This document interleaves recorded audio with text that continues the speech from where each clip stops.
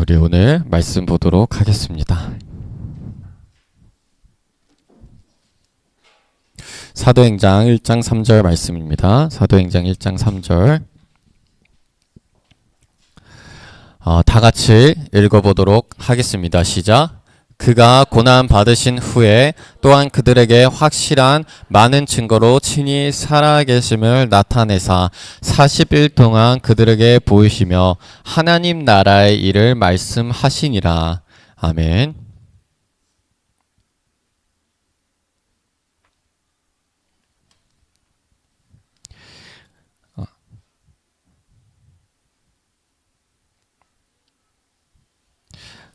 네, 성전 이전 예배 오신 여러분들 환영합니다. 네.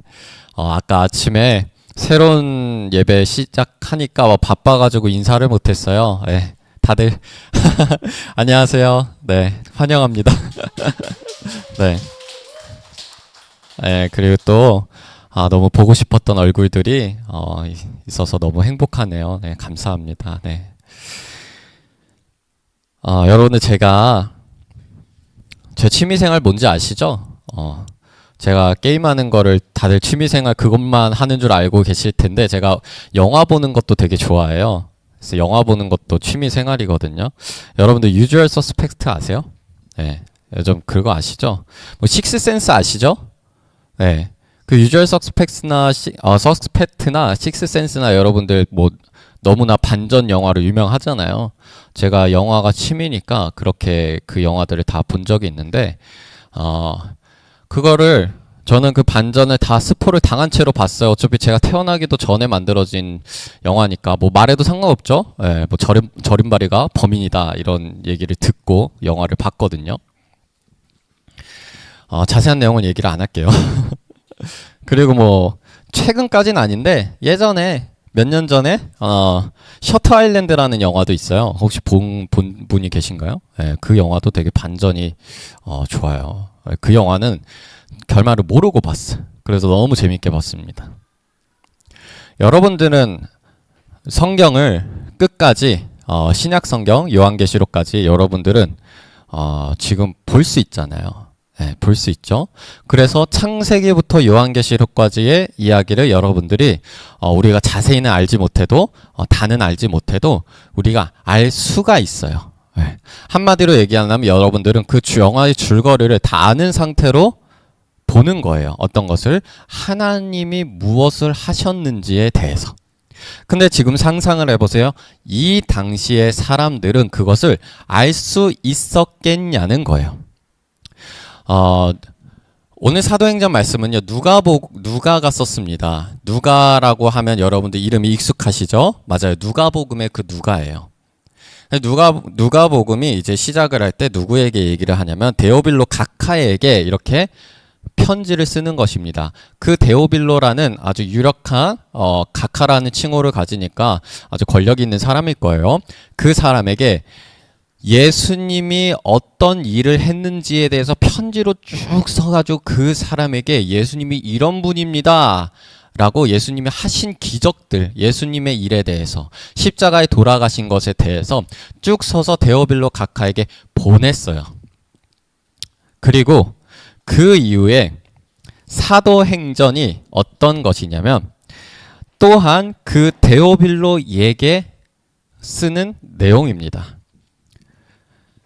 그러니까 지금 무엇을 얘기를 하냐면 누가복음을 통해서 예수님께서 어떤 일을 하셨는지에 대해서 얘기를 했고 그리고 사도행전을 통해서 예수님의 그 이후의 일에 대해서 얘기를 하는 게 바로 사도행전이에요.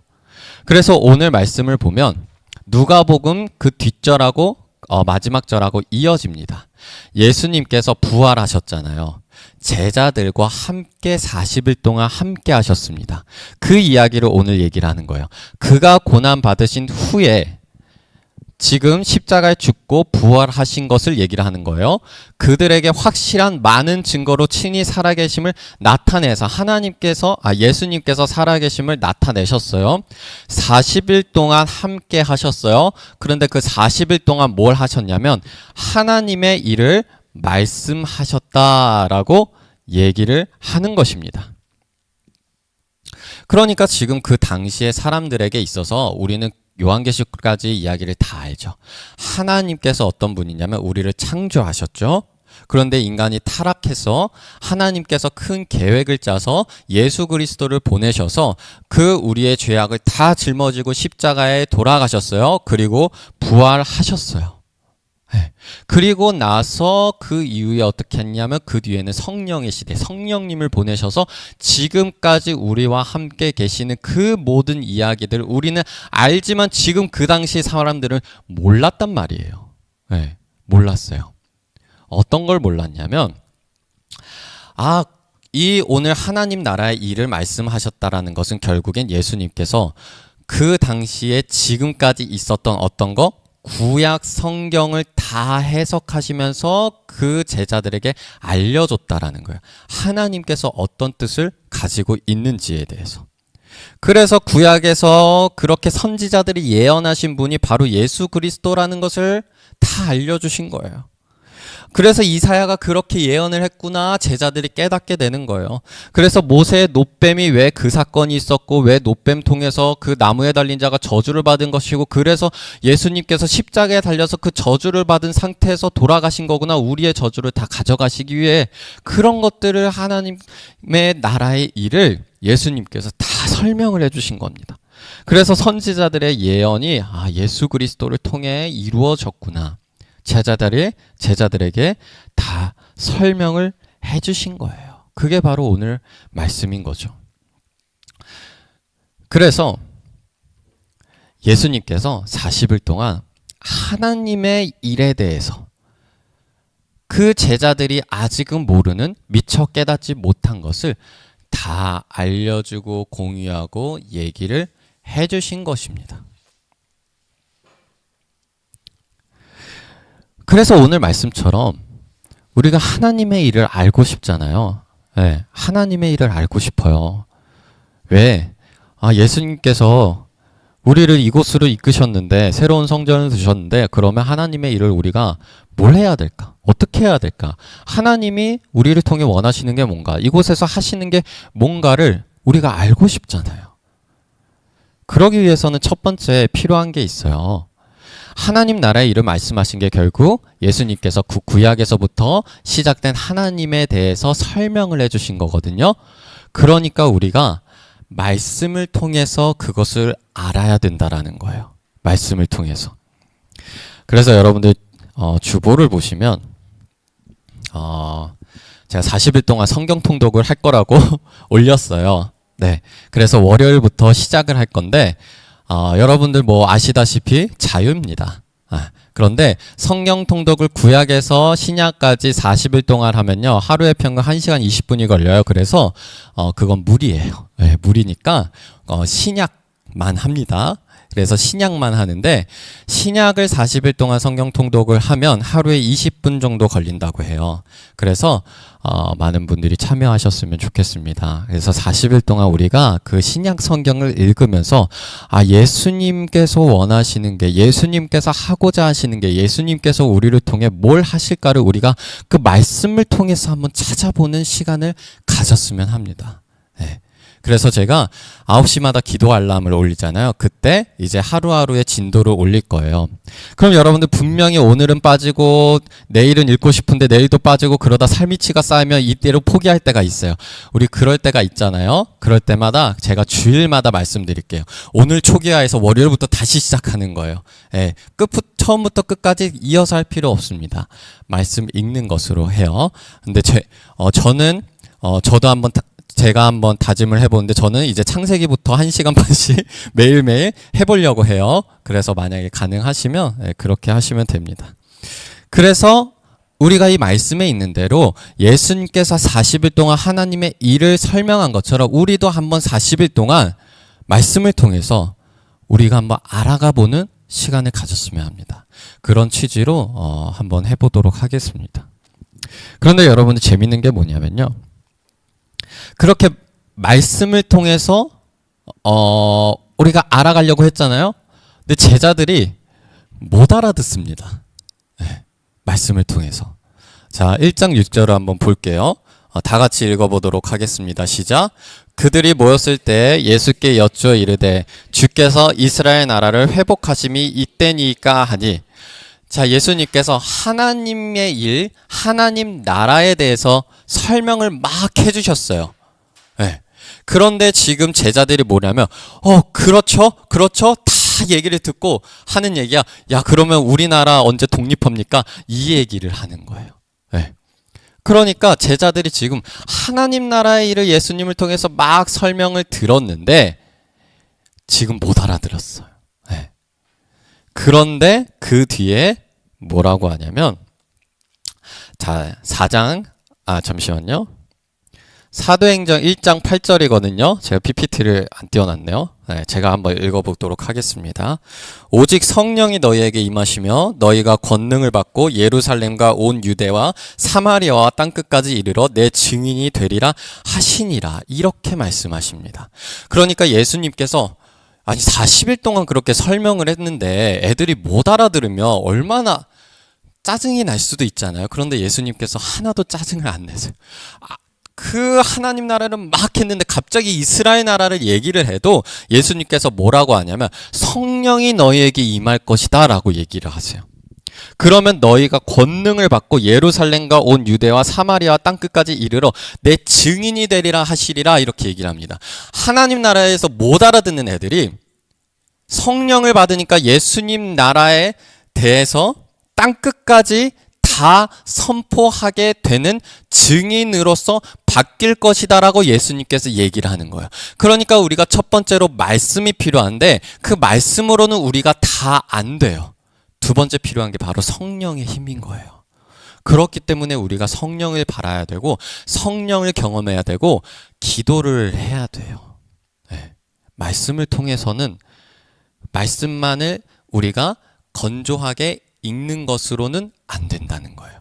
성령의 도우심, 예수님의 도우심이 있어야 한다는 거예요.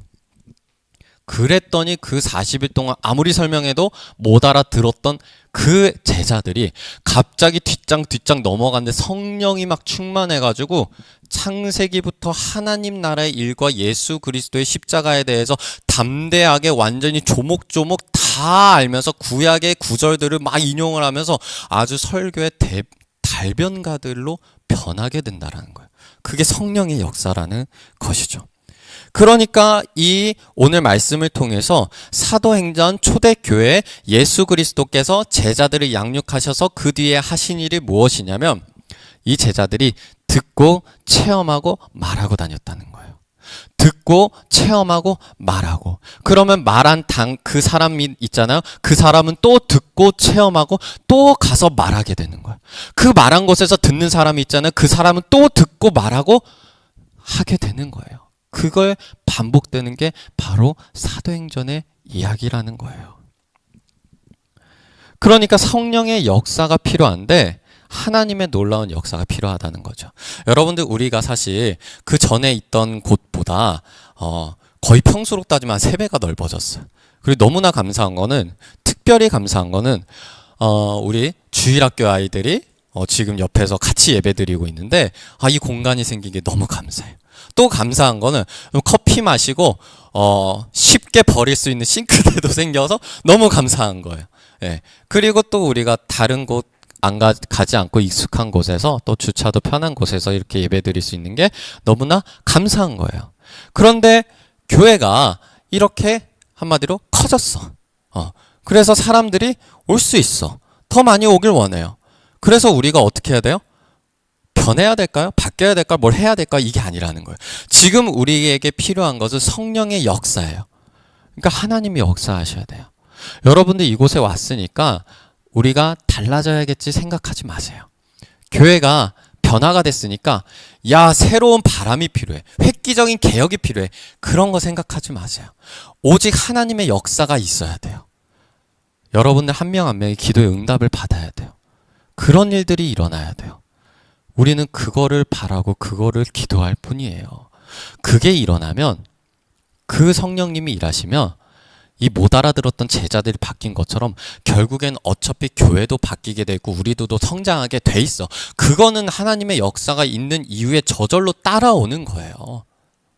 그렇기 때문에 무엇보다 정말로 예수 그리스도께서 하신 그 사역이 우리 교회에서 일어나야 돼요. 그런 것들을 우리가 체험해야 돼요. 그러기 위해서 우리가 말씀을 읽는 것이고 그러기 위해서 우리가 기도를 하는 거예요. 우리가 그런 교회가 돼야 됩니다. 그러면 예수님이 사역하신 게 무엇이냐라고 하면 한번 4장 18절을 다 같이 읽어보도록 하겠습니다. 시작. 주의 성령이 내게 임하였으니 이는 가난한 자에게 복음을 전하게 하시려고 내게 기름을 부으시고 나를 보내사 포로된 자에게 자유를 눈먼 자에게 다시 보게 함을 전파하며 눌린 자를 자유롭게 하고 주의 성령이 임하였다는 거예요. 네. 그래서 이러한 일들이 일어났다는 거예요. 19절을 다시 또 읽어보도록 할게요. 시작. 주의 은혜를 전파하게 하려 하심이라 하였더라. 자, 이 말이 무엇이냐면 가난한 자, 포로된 자, 눈먼 자, 눌린 자들에게 예수 그리스도의 복음이 전파돼서 그들이 어떻게 되냐면 살아나요. 그 살아나는 그 은혜를 전파하는 거예요. 이거예요. 너무나 단순하죠? 네. 눈먼 자, 가난한 자, 포로된 자, 눌린 자들 우리 교회에 왔어. 이게 누구냐? 여러분들, 나, 우리예요. 우리가 왔어. 여기서 예수 그리스도로 인해서 우리가 회복이 돼. 삶이 살아나. 변화가 돼. 인생이 업그레이드 돼요. 그리고 그것을 전파하는 거예요. 그게 우리 교회가 할 일이라는 거예요. 네. 그게 계속 반복되고 반복되는 거예요. 그러면 가난한 자가 누구예요?